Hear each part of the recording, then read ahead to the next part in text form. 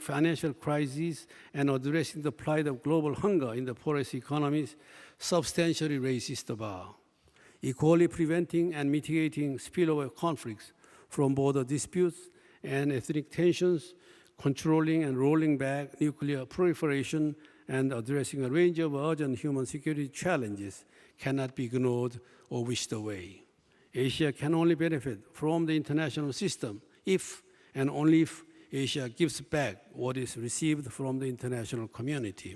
Thus, ensuring a more stable strategic balance in Asia requires a new look or paradigm shift within and amongst the nations. This new look is also highly relevant in the context of the growing Korea-Indian relationship. As far as Korea is concerned, its new look is captured by a central focus on a strategy referred to as Global Korea. Ladies and gentlemen, the essence of Global Korea lies in creating a more responsible, open nation that positively shapes Asia and the global village to the extent possible within the confines of Korea's national capabilities. In this context, the cornerstone of the Lee Myung-bak government's foreign policy can be noted as follows. First, it seeks to restore confidence and outline a new raison d'etre for the critical Korea-US alliance. Over the past 3.5 years, the strength and depth of Korean-American alliance has reached scales previously unparalleled. While Korea attaches immense importance to other key relationships, such as its strategic partnership with China, robust ties with Japan, increasingly deepening ties with the European Union, Seoul-Washington alliance lies at the heart of Korea's security policy. Second, expanding Korea's Asia diplomacy is a critical component of Korea's regional initiatives. Korea is an Asian power. Our destiny is inseparable from that of Asia's, and Korea is uniquely positioned to serve as a role model for several developing countries throughout this continent. An additional society with a deeply ingrained historical legacy, Korea is also one of Asia's most vibrant economies. The so-called miracle on the Han River demonstrates what a country can achieve with focused leadership, effective pooling of resources, and appropriate linkages with the outside world. Third, Korea remains fully committed to the peaceful resolution of the North Korean nuclear crisis through the six-party talks and towards uncovering new opportunities in South-North relations. Fourth, a global Korea cannot truly grow without assuming our fair share of common burden. Korea is providing military and police personnel serving under the United Nations flag in 9 out of the current 15 United Nations peacekeeping missions deployed in Sri Lanka, in Sudan, Liberia, Cote d'Ivoire, Lebanon, and other parts of the world. Furthermore, in recognition of the important role that substantial inflows of foreign assistance helped Korea grow fast through its formative years, Korea plans to provide $3.3 billion, 0.25% of GNI for ODA by 2015.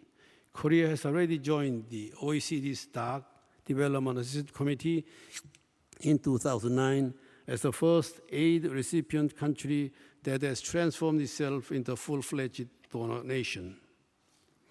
Ladies and gentlemen, I believe that the increase in economic cooperation, exchange of human resources and expertise, and political coordination on the regional and international stage derived from the improved Korea-India relations will accrue mutual benefit for both nations.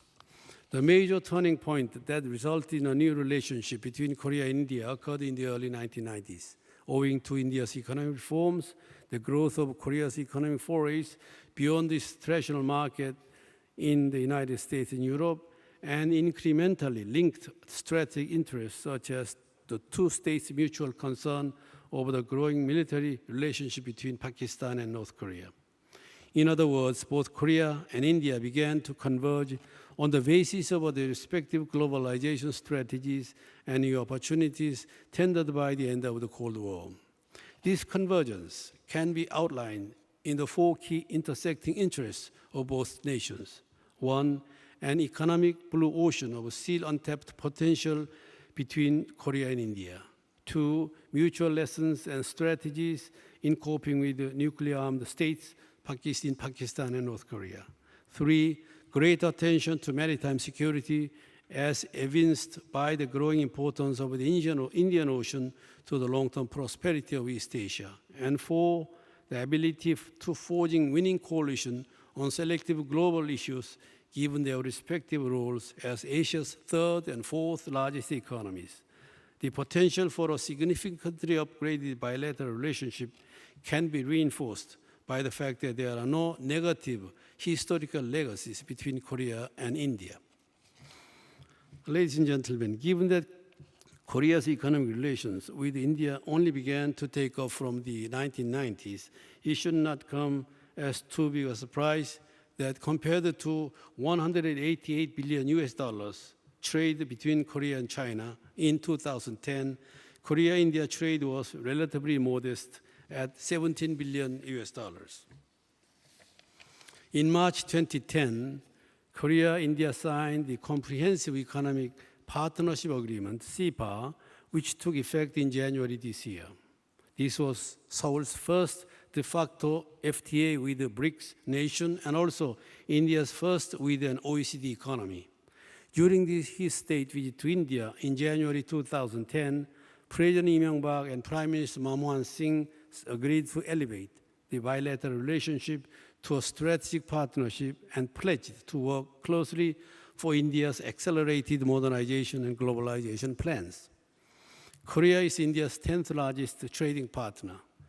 The manufacturing sector accounts for over 80% of bilateral trade, with major Korean conglomerates such as Hyundai, Samsung, LG investing millions of dollars into the Indian market.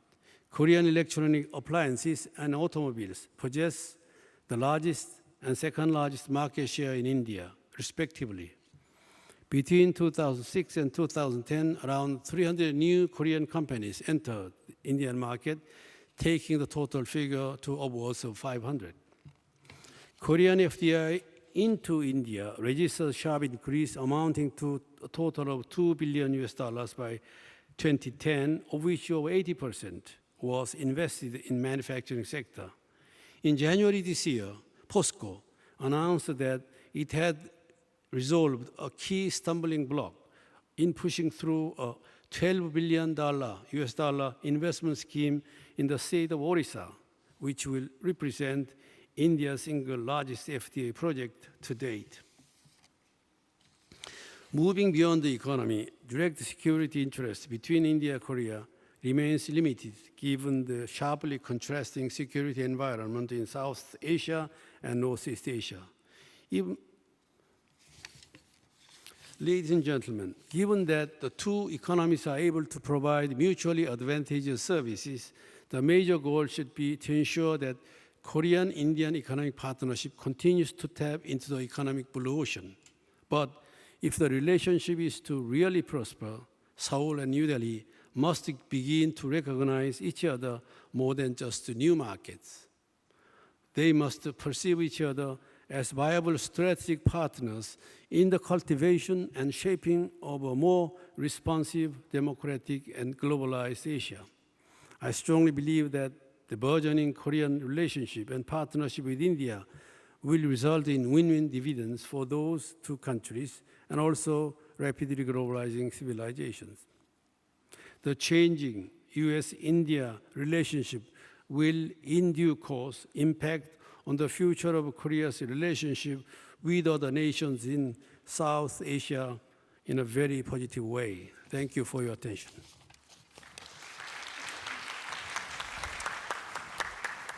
You're going to leave out, sorry.